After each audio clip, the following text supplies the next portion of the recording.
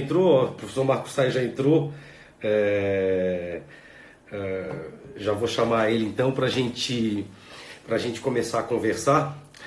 Só lembrando que nós estamos hoje na 15ª edição desse projeto que começou lá no dia 18 de março, né? O projeto WebESA, e nós estamos indo, como eu disse, indo para a 15ª edição e já temos aí todo o mês de abril planejado com lives diárias sobre vários assuntos relacionados à advocacia e em especial na advocacia, envolvendo aí a questão, os impactos da advocacia na questão do coronavírus, essa crise que a gente está vivenciando, né? Eu vou chamar o professor Marcos Sais para a gente já começar a bater um papo. Professor Marcos Sais, está me ouvindo? Muito bem, meu caro. Atentamente. Pessoal, tá todo mundo ouvindo o professor Marcos Sais? Se tiver ok com o áudio dele, por favor, façam o positivo. Só para a gente testar o som dele também.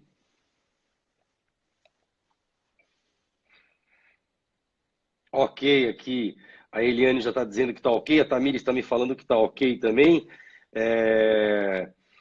Então, pessoal, eu queria dar início ao nosso WebESA de hoje. Primeiro, agradecer a disponibilidade do professor, do advogado, do Dr. Marcos Sais, que prontamente, de maneira muito gentil, aceitou estar aqui no WebESA de hoje. Aliás, detalhe importante, o professor Marcos Sais, apesar de ser bastante ativo nas demais redes sociais, ainda não tinha Instagram. Fez o Instagram especialmente para a live de hoje. Então, lá em cima, no vídeo de vocês, aparece ESA com o Marcos Sais. Já clica lá e já começa a seguir o Marcos Sais, que tanto no LinkedIn quanto no Facebook é muito ativo, com muitas dicas de direito ambiental, e eu tenho certeza que isso vai ser replicado no Instagram também. Antes de eu apresentar o professor Marcos Sais e também passar a palavra para ele, só explicando a nossa metodologia, a nossa live começou às 19h02, nós temos aí 60 minutos, então até às 20h02. Então, o que a gente faz? O professor Marcos Sais vai fazer uma apresentação aí na casa dos 40 e poucos minutos, e depois ele abre para perguntas. Eu vou desabilitar os comentários para ficar mais fácil de todo mundo enxergar o professor Marcos, para não ficar ali os comentários em frente ao rosto dele, mas do lado da caixinha de comentários tem um íconezinho, uma caixinha com uma interrogação. Você clica ali na interrogação, faz a pergunta, eu vou compilando todas as perguntas aqui e no final o Marcos Sais vai fazer a resposta delas, um bate-papo, uma coisa bem dinâmica. Já apresentando o professor Marcos Sais, ele é advogado aqui em Santa Catarina, no Rio de Janeiro, em São Paulo, em Brasília, enfim, já tem uma atuação no direito ambiental em nível nacional. É nosso professor da ESA, tanto da ESA de Santa Catarina quanto da ESA do Rio de Janeiro, é professor de um curso de especialização que eu coordeno lá em São Paulo, sempre muito bem avaliado, sempre muito bem elogiado pelos alunos. Ele é presidente da Comissão de Direito Ambiental do Instituto Brasileiro de Direito Imobiliário, também é diretor do IBRADIM, do Instituto Brasileiro em Santa Catarina, é superintendente regional do Instituto Brasileiro de Direito da Construção Civil, o IBDI, que é associado a União Brasileira da Advocacia Ambiental, a UBA, é conselheiro do Conselho Superior do Meio Ambiente da Fiesp, em São Paulo, professor de vários cursos de pós-graduação, extremamente atuante nos órgãos ambientais, consultor jurídico do CEBIC, no qual auxilia bastante a edição de leis e tudo mais, e é, sobretudo, um grande amigo que a advocacia de Santa Catarina e a advocacia na construção civil me deu. Marcos, muito obrigado pela tua disponibilidade, é uma grande honra, e eu falo em nome da OAB de Santa Catarina e da ESA de Santa Catarina, a tua presença aqui. Obrigado e a palavra está contigo. Bom, boa noite a todos. Inicio saudando, como você disse, acho que o meu maior mérito aqui é ser seu amigo e a gente tem feito aí bastante coisa junto. Parabenizo também, Marcos, essa condução aí da ESA, tem várias outras pessoas aqui que eu já vi que estão assistindo que também estão na nossa Escola Superior da Advocacia. O trabalho que vocês vêm fazendo está sendo coroado nesse momento, porque quando o Brasil está descobrindo as lives e está descobrindo essa questão, né, de compartilhar conhecimento à distância, a nossa ESA aqui de Santa Catarina já vem na vanguarda fazendo isso, como várias outras coisas e os cursos, e não poderia deixar de, nesse momento, também aderir, né, à questão das lives. Hoje é o que mais tem, né, que a gente vem conversando sobre isso. É uma alegria muito grande estar aqui. Como você disse, eu não sou catarinense, mas mudei para cá. Lá se vão muitos anos. Eu tinha 6 anos quando mudei. Fiz todo o colégio, a faculdade aqui, a advocacia aqui. Em 2010, abrimos história no Rio de Janeiro e no ano passado em São Paulo. Mas um dos lugares que eu acabo, acho que menos falando é justamente em Santa Catarina, mas é uma alegria muito grande poder sempre estar aqui com o pessoal do nosso querido estado. Sobre o assunto em geral, e aí também saúdo a todos aí que estão acompanhando, para a gente bater esse papo aqui sobre a questão, né, desses efeitos aí da pandemia, tudo que a gente tem sofrido na nossa vida, no direito e mais especificamente no direito ambiental. E é um pouquinho disso que quero falar. Eu organizo também alguns bate-papos virtuais. A gente começou isso no ano passado, em março desse ano. No começo a gente fez um bate-papo virtual sobre o que se chama hoje de direito dos desastres, e focando muito no que aconteceu em Brumadinho e Mariana.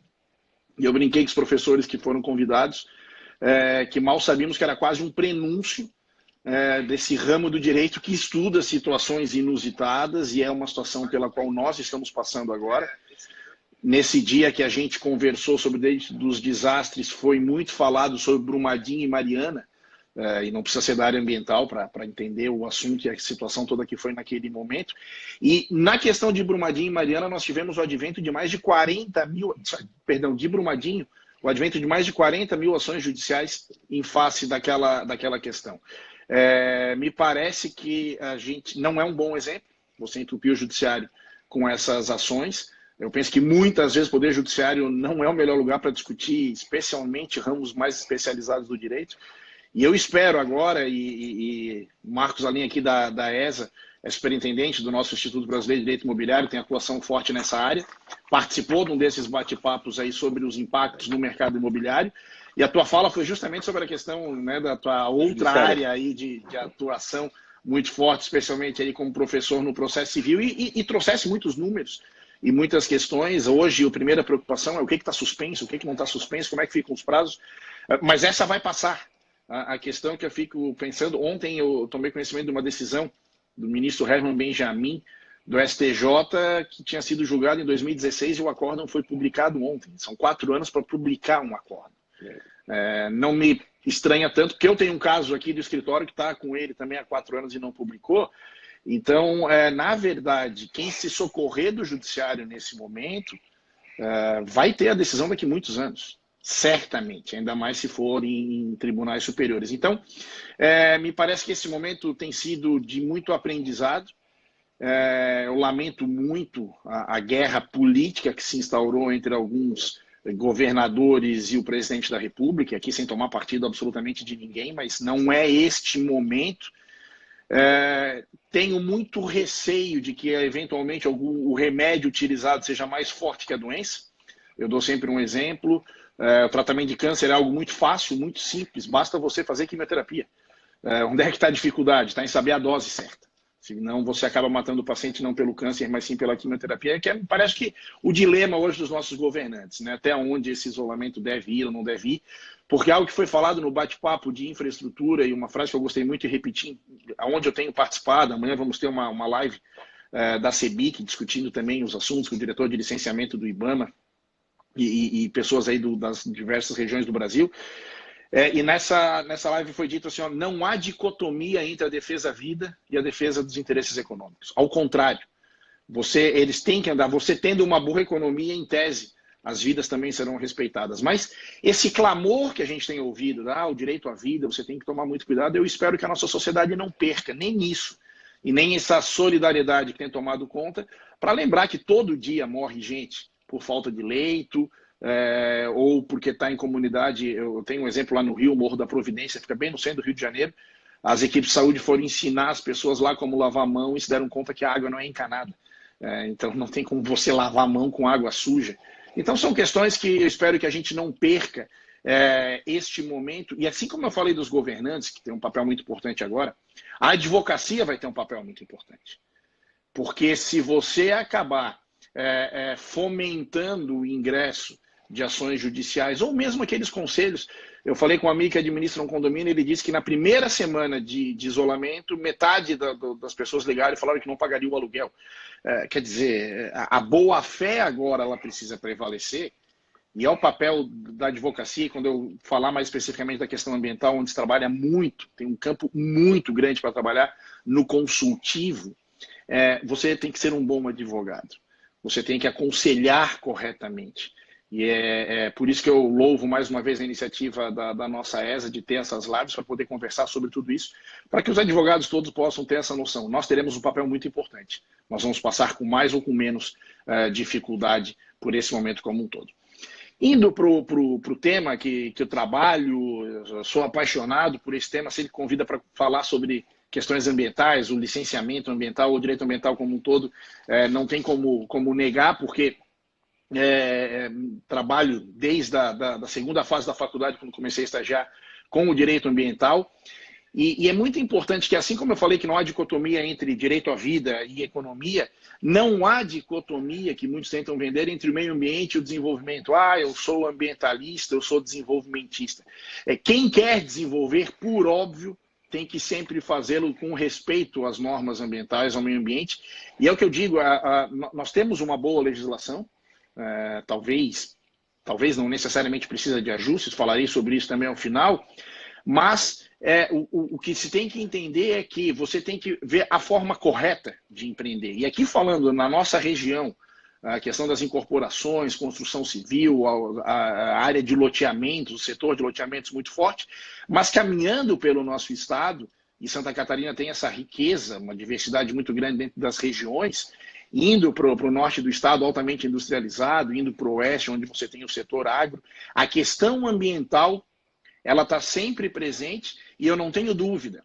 Ontem fizemos um bate-papo sobre os efeitos da pandemia à luz do direito ambiental no setor elétrico, e só em Minas Gerais você tem hoje represado no órgão ambiental mineiro 100 bilhões de investimentos em projetos que querem ser licenciados e empreendidos. Eu não tenho dúvida, eu não sei o número atualmente, mas há 2 anos atrás ainda se chamava Fátima, né? Hoje o nosso órgão ambiental chama IMA, Instituto de Meio Ambiente de Santa Catarina, mas você tinha no IMA mais de 50 bilhões de investimentos esperando licença ambiental. Hoje fazia um call, porque a gente vive de live e de call agora, né?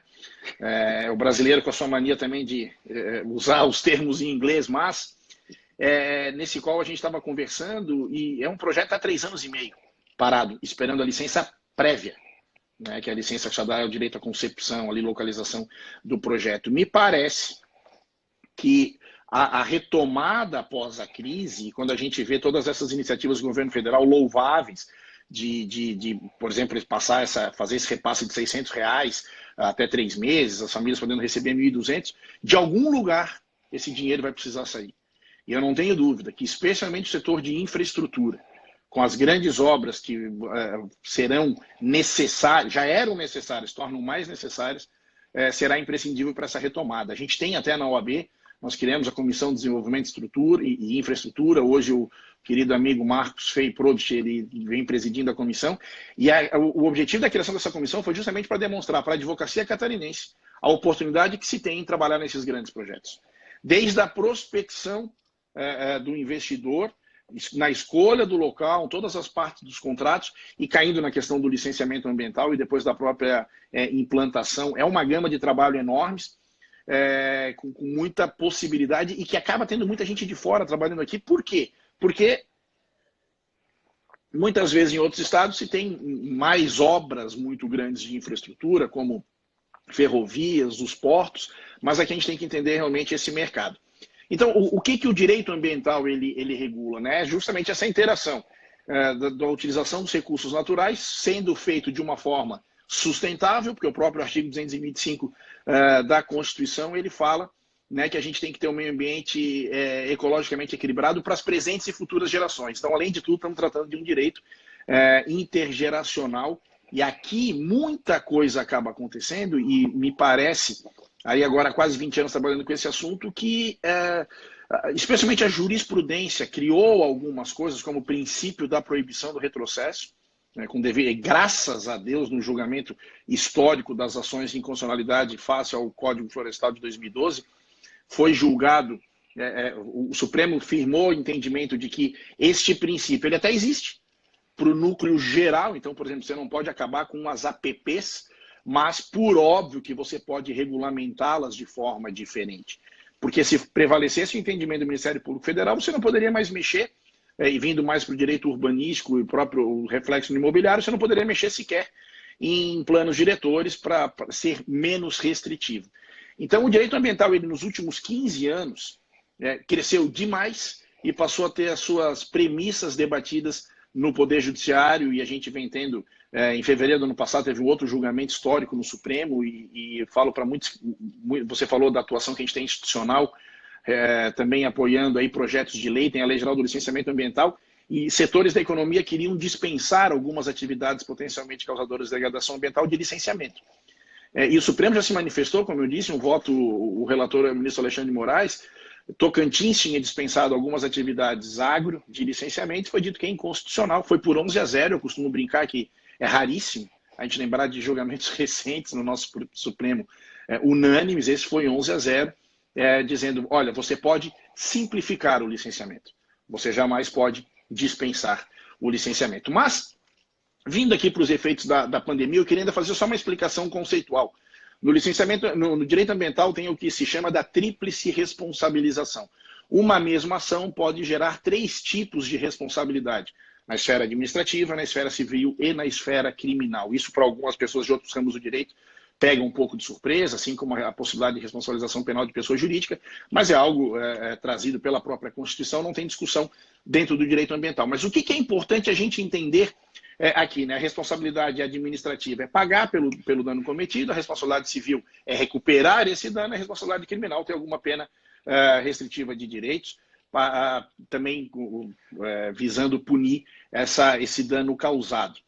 A pessoa jurídica também, né? Muitas vezes acaba sendo convertida em multa, mas em todos os casos você tem possibilidade de fazer composições, desde que você faça a reparação do dano. Então, também eu digo, ao direito criminal ambiental, na verdade, ele não visa punir, ele visa, por óbvio, ter aquele fator pedagógico, mas também possibilitar e facilitar, porque na esfera criminal, muitas vezes, as negociações são mais fáceis de você fazer a reparação do dano.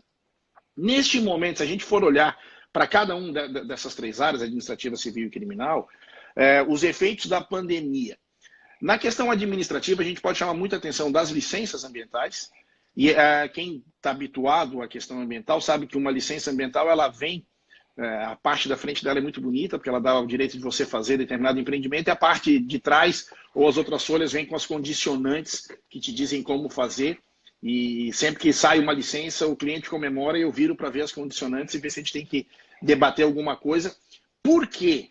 Porque também se entendeu, vamos pegar, por exemplo, o setor de loteamento, que é muito forte aqui no litoral catarinense, acabou, com o passar dos anos, se repassando muita coisa ao empreendedor, que é função do Estado. Então, vinha como condicionante asfaltar as ruas no entorno do empreendimento, fazer rede de saneamento onde não existia, trazer rede de luz onde não existia, reformar a escola, construir creche, construir posto de saúde, várias coisas que o empreendedor sempre fez o quê nesse momento? Ele fazia a conta. Bom, vale a pena eu ter a licença e tendo esse tipo de medida compensatória? Vale, ele aceitava a licença. Então, hoje nós temos que ver assim, as condicionantes ambientais, aquelas que, no momento da pandemia, por exigir presença física e muitas vezes aglomeração de pessoas não podem ser cumpridas, como, por exemplo, plantio de vegetação, a manutenção dessa própria vegetação, coleta de amostras de água ou de observação de aves. Então, você deve comunicar o órgão ambiental e falar, olha, neste período, em função, e aí o que não falta hoje é norma aí decretando tudo que é tipo de impossibilidade, você demonstra que não vai fazer nesse período e assim que puder retomar a atividade, você vai ao órgão ambiental e pega esse gap que ficou e justificando isso. Importante, informe o órgão ambiental dessa impossibilidade temporária para que depois você não seja acusado de não ter feito algo determinado e podendo ter até alguma pena, alguma infração, uma autuação administrativa, multa e até uma suspensão da tua licença. Então, esse tipo de licença com problema de cumprimento temporário. Eu iria para uma segunda, que é justamente aquela que te traz uma onerosidade excessiva. E aqui eu quero fazer um recorte. Eu conversei com muita gente, conversei com você, Marcos, também. Eu sei que teoria da imprevisibilidade, cláusula rebus sic stantibus, são instrumentos, onerosidade excessiva, são instrumentos do direito privado. E nós, no direito ambiental, falamos de direito público. Mas, na verdade, até muitas vezes em sala de aula, eu dividia os alunos, ia falando, ó, quem tem mais de X anos vai para a esquerda, quem tem menos vai para a direita. Depois, quem é do lado esquerdo, meninos de um lado, meninas do outro, e separava a turma em 5, 6, 8 grupos e falava, vocês são grupos especializados, mas todos são alunos. O direito tem os seus ramos especializados, mas é direito. Então, eu não tenho a menor dúvida da aplicabilidade. Também, neste momento, quando você tem uma relação, ainda que com o Estado, que gere uma obrigação, e esta obrigação, em decorrência de tudo que está ocorrendo, passe a ter uma onerosidade excessiva, por exemplo, você pode, sim, levantar e argumentar isso com o órgão e falar, olha, não consigo cumprir agora, não consigo cumprir por X tempo, e não sei se vou voltar a conseguir cumprir.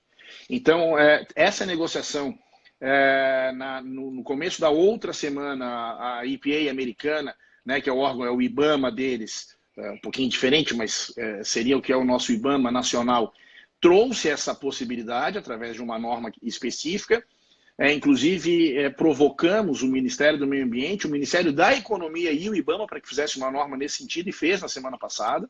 Há um despacho do presidente Eduardo Bin, que até teve conosco aqui ano passado em Florianópolis, na abertura de um evento, né, que estivemos juntos na organização, Marcos e eu. A vantagem, isso é um fenômeno, aqui eu abro um parênteses, porque acontece no órgão nacional e no nosso órgão estadual. O presidente do IBAMA e o presidente do IMA são pessoas com formação jurídica. Esse é um fenômeno que vem acontecendo cada vez mais nos órgãos ambientais por dois motivos. O primeiro, não tenho dúvida, é a atuação do Ministério Público, aquelas recomendações que eu dei aula há quase 10 anos na escola do Ministério Público, tenho uma admiração muito grande, mas às vezes as recomendações têm quase um caráter de coação. Então, você passou a ter muita dificuldade de trabalhar nos órgãos ambientais, por a forma como o Ministério Público vem se relacionando, e foi um pedido dos próprios servidores. O nosso colega Alexandre Valtric, também membro de várias comissões da OAB, que presidiu durante tantos anos a Fátima, transformou a Fátima em IMA, foi um clamor dos servidores, falaram, a gente quer alguém que consiga conversar com o Ministério Público no mesmo nível, tendo o conhecimento jurídico, para poder fazer que essa relação, né, fosse mais equilibrada, vamos chamar assim. Mas tem um segundo motivo. As questões ambientais, elas pressupõem um entendimento muito grande da legislação ambiental. Até porque todo e qualquer estudo deve ser feito a partir e à luz da legislação que rege esse estudo. Tanto que os estudos têm um capítulo de legislação. Antigamente se fazia uma tabelinha com as leis, hoje você enfrenta as questões que podem, porventura, trazer algum problema e antecipa tudo isso já para a própria equipe técnica. Então, dentro da questão meio ambiente, o direito ambiental tem tido atualmente um protagonismo muito grande. Por isso, é momento de, sim, você sentar aqueles advogados com o seu cliente, seja do ramo que for, que tem alguma licença ambiental, e falar, vamos analisar aqui as condicionantes. Hoje você tem essa norma federal para se valer disso e dizer, olha, assim como a questão dos aluguéis, por exemplo, né, Marcos, indo mais para a tua área de atuação, agora, antes de tudo, com boa fé. Não aquele exemplo que eu disse que vai ter a pandemia, então eu já deixo de pagar ou já deixo de cumprir condicionantes.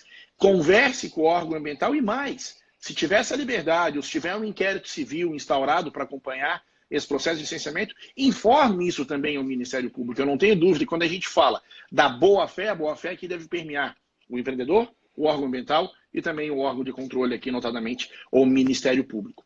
Da mesma forma que eu estou falando de condicionantes em relação aos TACs, os termos de ajustamento de conduta tão comuns, os TACs que sempre têm uma cláusula penal para algum descumprimento. É momento, por exemplo, se tem alguma cláusula de pagamento ou de conversão de valores para a educação ambiental, por exemplo, de você procurar o Ministério Público e falar, neste momento, eu não posso continuar a cumprir com as obrigações que foram estipuladas há um tempo atrás. É a cláusula rebus sic stantibus, que quem estudou essa cláusula sabe que ela vem lá da antiguidade, ela tinha caído em desuso e ela volta a ser muito utilizada, ela volta a ter um protagonismo muito grande pós Primeira Guerra Mundial, lá em 1914. Por quê? Porque porque foi a primeira vez que o mundo sentiu enquanto mundo, não era um país em recessão, não era um país com problema, era o mundo como um todo. Então eu não tenho dúvida que nós vamos ter um novo momento de reinventar muita coisa, construir novas questões em vários ramos do direito e também no direito ambiental, com uma, posso chamar de relativização, e aí estou diante aqui de um emérito processualista, mas se até a sentença, né, pode ser relativizada em muitos casos, também aqui um contrato, vamos chamar assim, administrativo, sem sombra de dúvidas, até porque as sentenças, né, que podem ser relativizadas são aquelas de trato contínuo, né? Aqui a mesma coisa, se eu tenho alguma condicionante, se eu tenho alguma questão do TAC, eu posso também me valer, ainda que por analogia, nesse sentido, para fundamentar e justificar. Mas então, para aquilo que não seja possível nesse momento continuar cumprindo, e a norma do IBAMA ela é muito interessante. Depois eu vou postar, e aí a gente bota no Instagram da ESA, que abre um parênteses, viu, Marcos, você conseguiu, eu que ninguém tinha conseguido que eu fizesse o Instagram, mas serei sim a seguir a ESA, senão eu não consegui entrar na live, e entrei direitinho, é uma grande vantagem aí. E eu vou depois postar a norma do IBAMA, porque ela fala assim, você não pode deixar de cumprir algo que seja, por exemplo, garanta a estabilidade do solo. Por óbvio, você está numa fase de terraplanagem, você não vai poder parar com isso, mas várias outras questões já estão ali discriminadas e você pode e deve construir em conjunto com o órgão ambiental. Na questão que a gente falou da esfera civil, vocês já trataram isso muito, teve até nessa segunda-feira aí uma live sobre o processo, né, da ESA Nacional, com o nosso conterrâneo aqui, o Pedro, e a professora Tereza, mas na questão ambiental, as ações, uma coisa que é importante, o judiciário está aberto, o judiciário está funcionando, os prazos estão suspensos, e eu não tenho a menor dúvida, e novamente, assim, como se disse, a gente atua em muitos estados brasileiros, a realidade de Santa Catarina, ela é muito diferente, a gente está acostumado ao processo eletrônico. Então, e aqui o nosso TJ tem, né, um percentual de servidores que trabalham de casa, para trabalhar de casa lá tem que ter aquilo, cumprir 120% da meta dos demais, então aqui já se estava muito adiantado, mas, por exemplo, protocolos no órgão ambiental, que era uma coisa que você tinha, o processo eletrônico você tinha que protocolar lá. Então, imediatamente, o órgão criou e-mails para isso. Eu começo a notar, assim, e isso me alegra bastante, que algumas das questões que nós fomos obrigados a rapidamente dar jeito aqui vieram para ficar. Acho que essa questão de live, de Zoom, de todas essas questões aqui, era uma coisa ainda um pouco tímida. Você ganha muito tempo. Se esse nosso encontro hoje fosse presencial, para começar às 7, dependendo de onde está, você tem que sair às 6, se termina às 8, você chega em casa às 9. Assim, eu separo uma hora realmente, e quem vai muito, por exemplo, a Brasília, seja para o Tribunal Superior, seja para os órgãos da administração pública, notadamente do Executivo, você perde um dia inteiro, naquele voo das 5 da manhã, né? Você perde o dia, a noite e o dia inteiro para fazer uma reunião, coisa que hoje você está fazendo por Zoom. Então, a produtividade certamente vai se ganhar muito. Então, na questão processual, a suspensão dos prazos agora, também aqui tem uma questão que a gente vai ter amanhã o bate-papo de processo, e um dos amigos, que é o Rodrigo Moraes, lá da PUC de São Paulo, a tese de doutorado dele é sobre produção antecipada de provas, e fala muito do 3811 do CPC, né, quando você pode fazer lá a produção antecipada, quando tem fundado o receio de que venha a tornar-se impossível, muito difícil, a verificação de certos fatos. Na questão ambiental, isso deveria ser muito mais utilizado. E agora, se eu tenho uma questão que eu não posso cumprir uma condicionante neste momento, e é que eu estou falando agora de grandes projetos de infra, porque ela me custa milhões, eu tenho que parar. E o Ministério Público, numa conversa inicial, não concorda, eu posso fazer uma produção antecipada de provas e me resguardar enquanto a isso. Todas as urgências podem e devem ser levadas ao judiciário. E no ambiental você tem muito disso. A gente teve cliente agora sendo autuado, se for necessário uma ação anulatória, um mandado de segurança, se pode e se deve fazer, inclusive alegando todo esse problema da pandemia também como fundamento do que você precisa tratar. Chego na questão criminal, e aqui faço ainda uma observação, a criminalização da questão ambiental nos últimos anos, vem aumentando muito o protagonismo da questão criminal no meio ambiente. Nós temos a Lei 9.605 de 98, que é a Lei de Crimes Ambientais, e a partir do artigo 70 também ela fala do processo administrativo, Mas, tendo a responsabilização, a possibilidade de responsabilização da pessoa física e da pessoa jurídica, me parece que o Ministério Público entendeu, poxa, é mais fácil eu conseguir um acordo na esfera criminal do que, eventualmente, ficar negociando um TAC ou um acordo na esfera civil. A tosse aqui não é de pandemia, não. Eu vou tomar água e a tosse é de muito call e muita live. Então, nesses casos, também é importante, por isso que eu estou dizendo, de você demonstrar a boa-fé e informar o órgão ambiental e o Ministério Público, eventualmente, na impossibilidade de cumprir algo, para depois você não ser acusado, por exemplo, do crime 60, do artigo 60, o tipo penal do artigo 60 da 9.605, que é funcionar em desacordo com a tua licença ambiental. Então, é importante que você oriente corretamente o seu cliente, que é um empreendedor, que é um empresário, para que ele possa justamente evitar esses problemas. Aqui eu entro na parte que eu mais gosto de conversar. Tem uma palestra que eu chamo de blindagem do licenciamento ambiental. Eu sei que é muita audácia você dizer que você pode blindar um processo tão complexo quanto o licenciamento ambiental, mas eu entendi, depois dessas quase 2 décadas de carreira, quando eu saí da faculdade, a gente sai sempre da faculdade muito empolgado e tendo a convicção que sabe muita coisa, eu falava, bom, o bom advogado, especialmente na área ambiental, ele resolve problemas. E hoje eu tenho a convicção que o bom advogado resolve sim, mas o excelente ele evita que o problema aconteça. Nós temos um poder judiciário com uma demanda absurda, os magistrados trabalham e não diminuem a pilha de processos. E aqui fica uma questão, eu não sei quantos que estão nos assistindo que atuam especificamente com ambiental ou em outras áreas específicas. Quanto mais específico o ramo de direito, mais dificuldade o judiciário tem de acompanhar. Se você olhar, por exemplo, a carreira do juiz, quando o juiz é novo, inexperiente, primeira comarca, aprendendo a judicatura, e da mesma forma o promotor, ele vai para uma comarca do interior, pequena, onde ele decide tudo, de guarda de filho. A resolução contratual, passando por uma ação civil pública ambiental, dizendo que a empresa que emprega metade da cidade está poluindo o lençol freático que abastece a integralidade da cidade, com pedido de liminar para fechar essa empresa. É uma decisão extremamente difícil de ser tomada. E aí vem um outro ponto. Quando você tem uma questão que é levada numa ação civil pública ao judiciário, você tem, sei lá, 40 técnicos do empreendedor dizendo A, 20 técnicos do órgão ambiental dizendo B, 10 técnicos do Ministério Público dizendo C. Como esses 70 técnicos não se entendem, você leva esse estudo de 2, 3 mil páginas para um juiz formado em direito e diz para ele quem está certo.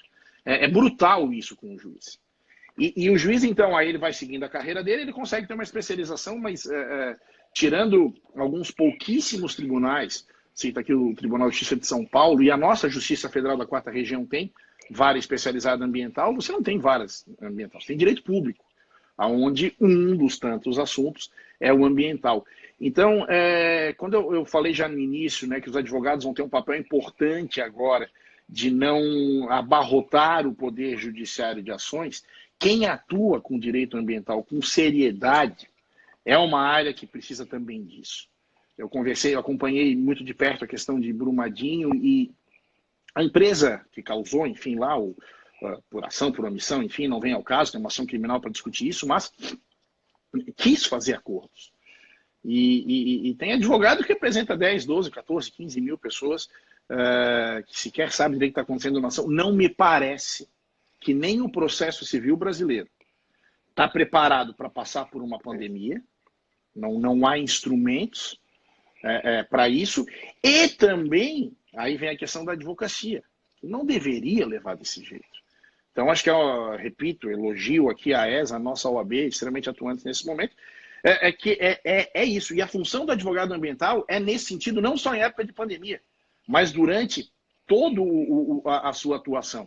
Então, quando você, eu digo, esses tempos a gente estava essa história até engraçada, a gente estava trabalhando num projeto e estudei tudo que o procurador da República daquela região já tinha trazido em ações contra empreendimentos vizinhos, era empreendimento portuário, e fomos conversar com o procurador e falei, olha, doutor, a gente já viu que o senhor questionou A, B, C e D em outros casos, o nosso caso não tem problema de A por causa disso, não tem de B por causa disso, C daquilo e D daquele outro. E aí ele olhou e falou, pô, muito legal, gostei do projeto, mas eu sou coerente, eu processei os outros, eu vou processar vocês também.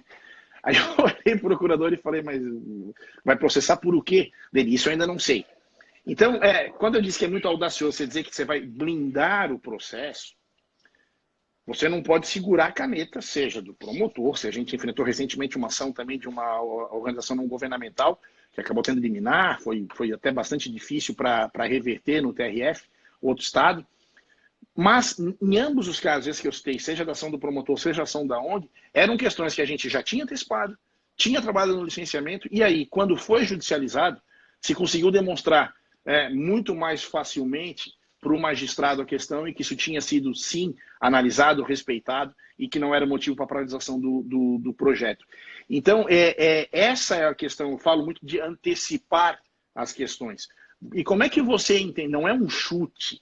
É igual quando você faz avaliação de risco, que é outra área muito legal para se trabalhar, quando trabalha com financiamento, quem tem isso. Eu tenho uma convicção para mim, eu vou terminar falando da Lei Geral do Licenciamento Ambiental, no projeto de lei, mas especialmente de grandes projetos, e depois eles vão contaminar os menores, o mercado regula muito melhor do que o Estado. E eu explico.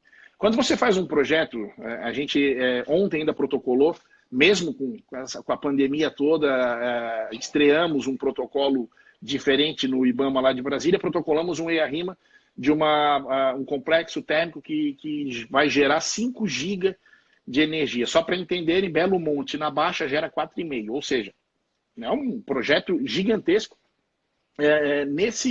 Nesse projeto, a gente foi antecipando todas as questões e debatendo já com o órgão ambiental e com o próprio Ministério Público, tudo isso para deixar muito claro no estudo de impacto ambiental, naquele capítulo jurídico que eu falei, todas que as questões estavam, sim, atendidas. E mais, nós não nos baseamos apenas na legislação brasileira.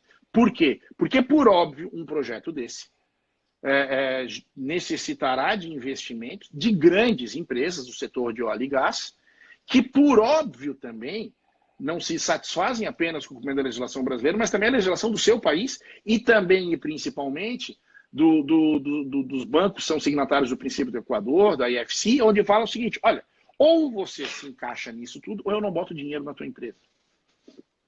Talvez os acidentes que nós vemos com barragem trouxeram isso muito claro. Quem quer financiar um empreendimento que pode gerar tamanho prejuízo em todos os sentidos, de imagem, de vida, e especialmente de vidas humanas, e que a gente consegue cada vez mais entender, uma frase que eu li há muito tempo e hoje tenho a convicção dela, até por ter visto isso acontecer, preocupações com sustentabilidade e meio ambiente não transformam ninguém em CEO de uma grande empresa. Mas problemas na área de sustentabilidade e meio ambiente fazem com que o CEO deixe de ser CEO de grandes empresas. Então, a questão de você entender este mercado, entender tudo que se tem para trabalhar aqui e preparar esses projetos, é sem sombra de dúvidas um volume de trabalho infindável. Então, se tem aí pessoas, jovens advogados ou gente que se interessa pela área, é uma área com uma capacidade de trabalho muito grande e vou além.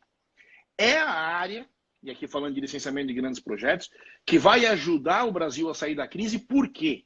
Porque não há a menor sombra de dúvidas de que, com o abalo da economia que vai acontecer, os investimentos nos empreendimentos de infraestrutura do nosso país são o que vão alavancar e reaquecer a nossa economia com criação de empregos.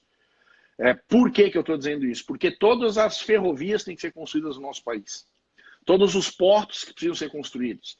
As estradas que precisam ser construídas e ou duplicadas. Os aeroportos que ainda têm que ser refeitos.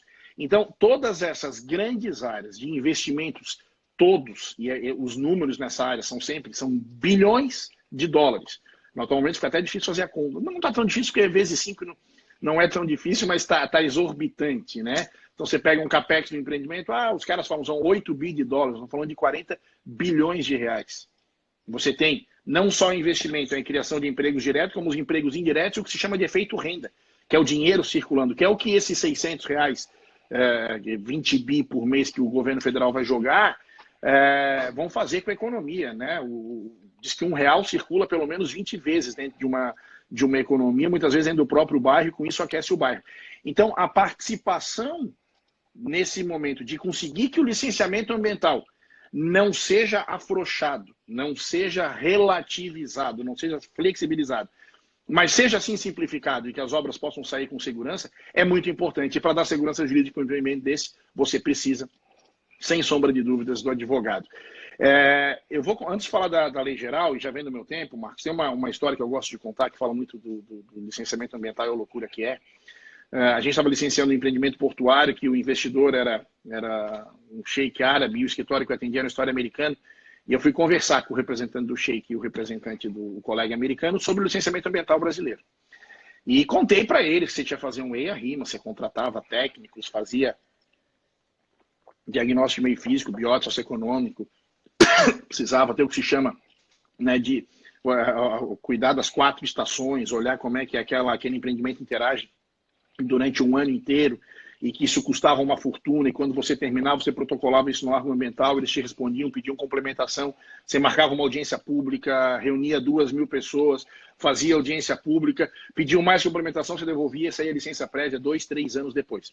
Aí eles me olharam e falaram, nossa, é difícil licenciar no Brasil, então eu posso estar resolvido? Eu falei, não, essa é a licença prévia. Você agora tem que ir para a licença de instalação. Mas o que é licença prévia me dá de direito? Fazer o porto aqui. O cara quase disse, pô, vou fazer o porto em cima do morro, é óbvio que tem que ser aqui, mas ok. Vamos lá, vai para a licença de instalação, passa do projeto básico para o projeto executivo, cumpre todas as condicionantes ambientais, faz o plano básico ambiental, são lá tipo 40 programas, tem que ser feito, paga a compensação do SNUC, entrega isso para o órgão ambiental, eles te pedem complementação, você faz mais um ano, ganha licença de instalação. Nessa altura, o investidor já estava assustado, ele me olhou e falou, deu, doutor? Eu falei, aí você tem a licença de instalação. Ele assim, está resolvido? Eu falei, não. Depois da licença de instalação, você tem que ver. Pedir, comprovar o cumprimento de condicionantes, o pagamento das medidas compensatórias para pedir a licença de operação. Aí ele já estava assustado, acho que quase pensando em desistir do empreendimento, ele disse, nossa, então depois desses anos todos está resolvido? Eu falei, depende. Ele disse, depende de quem? Eu falei, do Ministério Público. Ele disse, não, doutor, ele não pode se insurgir contra isso, a gente cumpriu o que dizia a lei. Eu falei, pois é, mas no Brasil tem mais de, e aqui é um número real, tem mais de 60.000 normas ambientais. Então talvez eu achei que eu tinha que seguir a norma 12.412 e o membro do MP achou que era 18.515. E ainda ele disse, bom, mas se eu fiz tudo certo, ele está discordando, chama o chefe dele. Eu disse para ele, o nosso Ministério Público tem a característica de não ter chefe. E ele, como não tem chefe? Eu disse, o sheik também não tem chefe, né? E aí ele disse, bom, mas então se a gente fez tudo certo, ele está contra e ele não tem chefe, então a gente tira ele. Eu falei, ele é inamovível.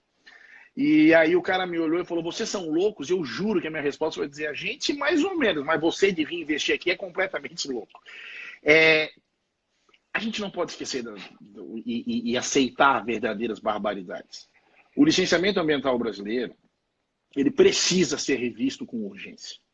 E dentre essas 60.000 normas que eu falei que existe, não existe um marco legal do licenciamento. A gente não tem até hoje uma lei que diga é assim, é dessa forma, se exige isso para esse tipo de empreendimento, aquilo para o outro. O IBAMA está fazendo um manual de licenciamento agora, vai lançar esse porque cansou de esperar o projeto de lei. O projeto de lei é o 3729 de 2004. A gente trabalhou muito pela CEBIC, pelo Secov de São Paulo, pela Elo. Gleisi, minha sócia, trabalhou pelas empresas de energia. O Brasil precisava dessa lei, estava praticamente pronto para ser votado. Há sempre uma pressão muito forte da bancada ambientalista que, com devido respeito, a não existência da lei não é boa, porque o limbo ele traz prejuízo para todo mundo. E o Brasil vinha num momento de outras reformas, como a reforma administrativa e a tributária, e a pandemia parou. Nós vamos passar pela pandemia, mas passaríamos melhor se as reformas já tivessem sido aprovadas.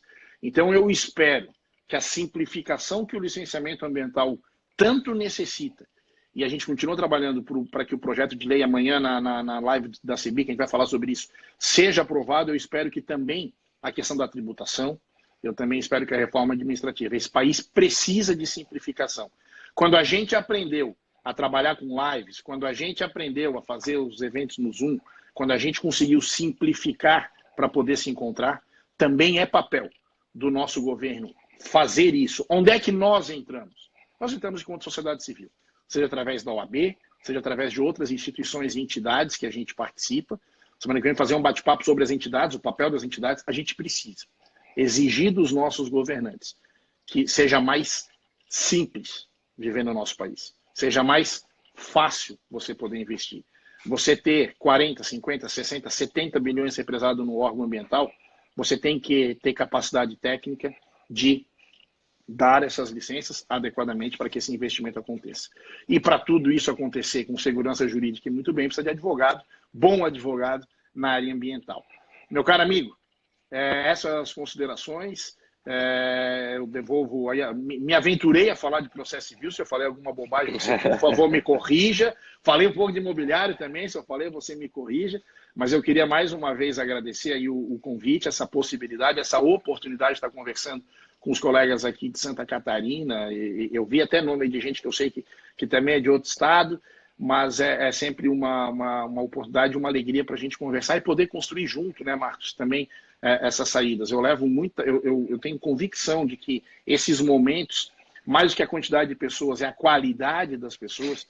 A gente pode ter grandes ideias através das instituições, levar isso adiante, para que a gente possa construir um momento melhor no nosso país. Que a gente não lembre da pandemia só como um momento que foi de ficar em casa, de abalo à economia, mas também que questões que vieram para ficar. E aqui eu dou um exemplo. As audiências públicas que eu falei do processo de licenciamento ambiental, a gente fez uma no final de 18, no Rio de Janeiro, que deu mais de 4 mil pessoas. Quer dizer, eu não vejo a menor possibilidade de curto prazo impossível, mas a médio prazo você poder reunir de novo essa quantidade de pessoas. Mas nós temos projetos, esse que eu falei que a gente protocolou, por exemplo, precisa de licença para participar de leilão. Como fazer isso? A gente já está sugerindo isso ao IBAMA. Talvez não dê para você fazer uma audiência pública online, pelo Instagram, pelo YouTube, mas você mudar a forma de participação popular. Você pode deixar gravado aquilo que você fazia nas audiências públicas, deixa num site específico para isso. As pessoas podem ver, podem ler o estudo, podem fazer pergunta, me parece que dá até para facilitar a participação popular. São esses avanços que vão surgir por necessidade agora que a gente tem que lutar para que eles sejam mantidos depois. Meu caro, devolvo a palavra aí a você. Mais uma vez, obrigado. Muito obrigado, meu amigo. Eu sempre digo que é muito legal quando a gente tem aulas ou palestras ou o que quer que seja com os estudiosos da área do direito, mas que ao mesmo tempo são práticos. Então, para cada coisa que o Sais falou agora, ele trouxe um exemplo, né? E aí tudo fica muito mais claro, tudo fica muito mais fácil de entender. Isso é muito interessante, né? E boa parte dos exemplos que o Sais trouxe, coisas que aconteceram com ele, decorrentes da advocacia dele. Muito legal. Sais, a gente tem aqui mais 11 minutos. Eu tenho algumas perguntas que eu vou colocar aqui para ti. Vou habilitar novamente os comentários, até para o pessoal poder te cumprimentar e se despedindo. Mas o primeiro questionamento que eu tenho para ti é o seguinte. Eu concordo com aquilo que tu dissesse agora, o setor da infraestrutura vai demandar muita coisa e vai ser, com certeza, e isso vai ser cobrado mais na frente de nós, um dos responsáveis pela economia sair da crise. O que eu acho engraçado é que em determinadas áreas da minha área do imobiliário, muito se fala em desfazer negócios. Muito está se falando em rever e desfazer negócios. Só que eu fico pensando, qual foi o país que saiu da crise desfazendo negócios? Você sai da crise fazendo negócios e não desfazendo os negócios pré-existentes. Situações excepcionais devem ser tratadas de forma excepcional? Devem. Mas a premissa não deve ser desfazer negócios. A premissa deve ser manter os negócios e crescer, aumentar o número de negócios. Então, eu acho que o ponto de partida em algumas áreas do direito está completamente equivocado. Você falou de Brumadinho e Mariana, né? A minha pergunta, Brumadinho e Mariana, eles tinham mais de 40 mil ações, como tu colocasse antes, acredito que só Brumadinho, né, como você falou, só Mariana. A primeira pergunta, você vê na área ambiental, por conta da crise da pandemia, alguma possibilidade de ações ambientais em massa?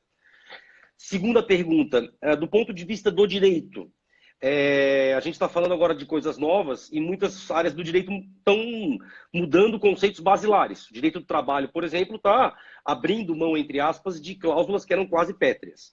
No direito imobiliário, por exemplo, no direito civil como um todo, a gente está vendo a aplicação prática de coisas que até agora eram só teoria, como, por exemplo, teoria da imprevisão. Segunda pergunta, Brumadinho e Mariana ensinaram alguma coisa que pode ser utilizada na área ambiental para essa crise que a gente vai passar?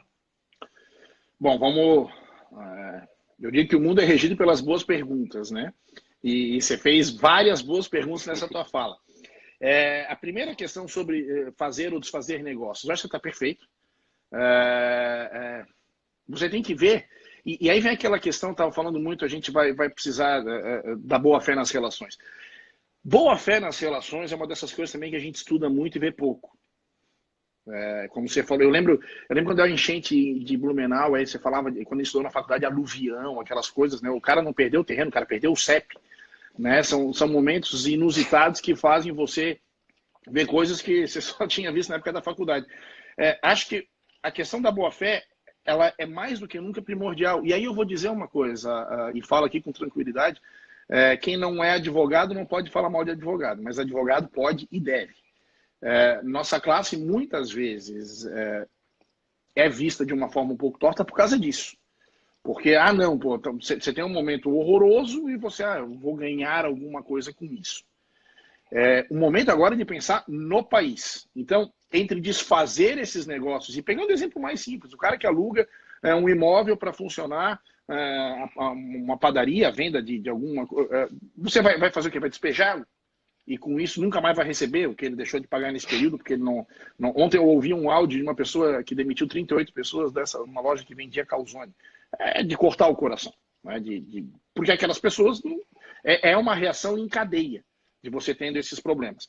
Então, um projeto de infraestrutura, eu vi que está na live aqui o Heraldo Albuquerque, a gente trabalhou muito na implantação do Portismo, um grande abraço lá no Açu, no Rio de Janeiro, da época do AIC, aquele empreendimento que até uma parte dele, que era o estaleiro, tentou fazer aqui em Santa Catarina, acabou indo para São João da Barra. Poucas pessoas sabem, mas hoje você tem 8 mil pessoas trabalhando lá. E no auge, você vai empregar mais de 50 mil pessoas. Então, esses grandes projetos de infra, eles criam uma rede de empregabilidade muito grande. Então, a minha afirmação é nesse sentido, Marcos. Porque, outra coisa muito importante, o setor imobiliário vai atrás. Quando você tem um grande projeto de infra com grana, o setor imobiliário vai atrás. Quando o Macaé licenciou um empreendimento muito grande lá, o Alphaville foi lá e fez também o seu empreendimento. Por quê? Porque você cria emprego de todas as faixas salariais e vendeu todos os lotes do Alphaville lá no lançamento. Não era, eles falaram, né? Foi com um stand, não tinha nem terraplanagem. Então você tem essa possibilidade toda. Sobre ações em massa no direito ambiental, não vejo no ambiental em si, até porque a grande ação do direito ambiental é a ação civil pública, né, da Lei 7347 lá de 85. Acho que talvez as grandes ações civis públicas do país sejam na área ambiental.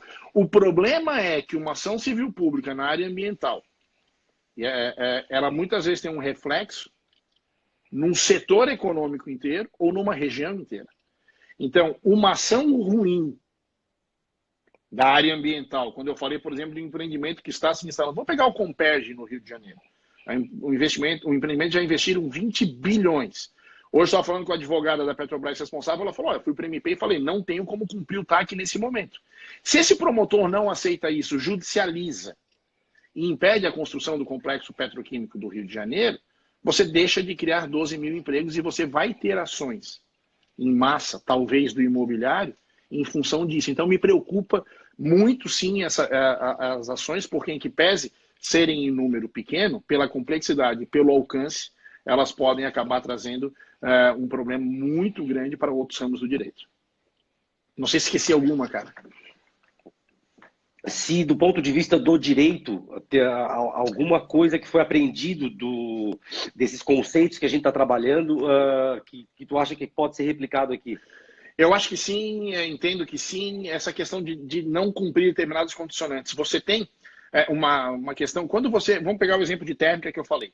Você tem emissões, né, de NOx, de gases que, se saírem do padrão, eles podem causar dano à saúde humana. Ora, você estabelece parâmetros, o licenciamento ambiental, eu brinco, é um achismo técnico. É lógico que o achismo aqui é com todas as ressalvas, que você faz inúmeros estudos técnicos. Mas se você vê, depois da implantação e operação do empreendimento, que você está extrapolando, você comunica ao órgão ambiental e altera, por exemplo, a alternativa tecnológica adotada. Muda o filtro, aumenta a chaminé, eu não sei. Mas você tinha, nesses momentos, muitas vezes, por parte do Ministério Público, da doutrina, da jurisprudência, o entendimento de que, bom, extrapolou alguma coisa, uma medida de controle demonstrou que você extrapolou, você deve perder essa licença ser multado, ser réu numa ação civil pública e numa ação criminal. Nesse momento, muitos não vão conseguir cumprir condicionantes e vão ver que não vai ter catástrofe nenhuma. Por quê? Porque é só o momento de você renegociar com boa fé e embasamento técnico. Então eu vejo com muito bons olhos. A gente está escrevendo um livro, Marcos, da Comissão de Direito Ambiental do Ibradim, que você citou, e é superintendente aí da nacional das nossas comissões, e eu alterei o artigo que eu estava escrevendo, da advocacia ambiental, e eu vou escrever sobre isso. Sobre esse momento agora, era sobre a blindagem do licenciamento, eu estou reescrevendo o artigo para aproveitar esse momento e dizer que a gente aprenda. Que não é empreendedor de um lado, defensor do meio ambiente, do órgão ambiental do outro. Licenciamento ambiental se faz a muitas mãos.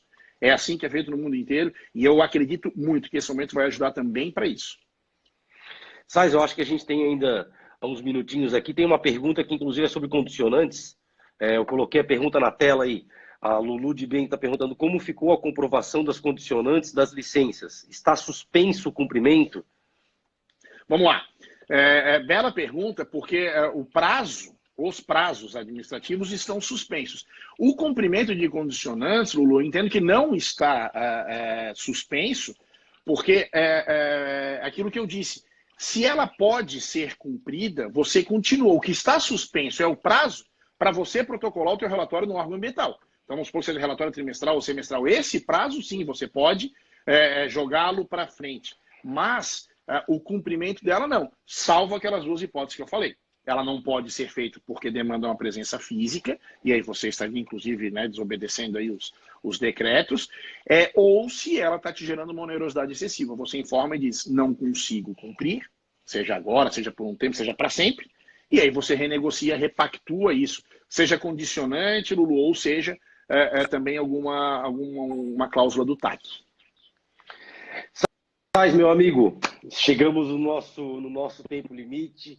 Eu queria te agradecer imensamente pela tua disponibilidade, por tu teres conseguido arrumar um tempinho aí entre uma reunião, uma call, uma live. Aliás, já posso convidar todo mundo para aquele bate-papo virtual daquele grupo que tu lideras. Salvo engano, o próximo é de processo civil, né? Amanhã. Amanhã de processo civil. Entra onde? No teu Facebook? Entra ali, pode entrar no meu Instagram. Colocarei ali agora. Sou um homem moderno com Instagram. Várias personalidades do processo civil aí, professor Eduardo Arruda Alvim, nosso secretário-geral aqui, professor Eduardo de Mello e Souza, e assim por diante. Um trabalho muito legal que o SAI está fazendo. Marcos, mais uma vez, obrigado em nome da ESA de Santa Catarina, em nome da OAB de Santa Catarina. Eu queria agradecer a tua disponibilidade de vir aqui e compartilhar tanto o teu conhecimento teórico quanto o teu conhecimento prático. Muito obrigado. Meu caro, eu que agradeço mais uma vez, e eu digo agora em público, que eu digo antes, disse para você, amigo não convida, amigo convoca.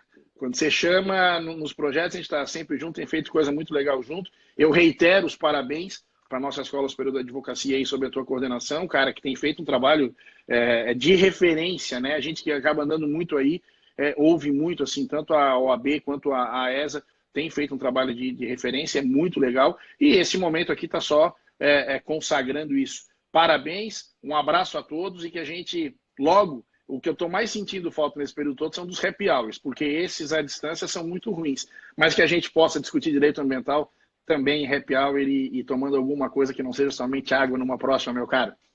Até logo. Obrigado, meu amigo, muito obrigado. Obrigado vocês que acompanharam. Só lembrando, amanhã, 19 horas, 16ª edição do WebESA, com a professora Sara Ferreira, de Brasília, falando sobre recuperação judicial e falando sobre a medida provisória que trata de uma série de questões aí de direito empresarial. Até amanhã, a gente está aqui de novo. Obrigado, Sais. Um abraço.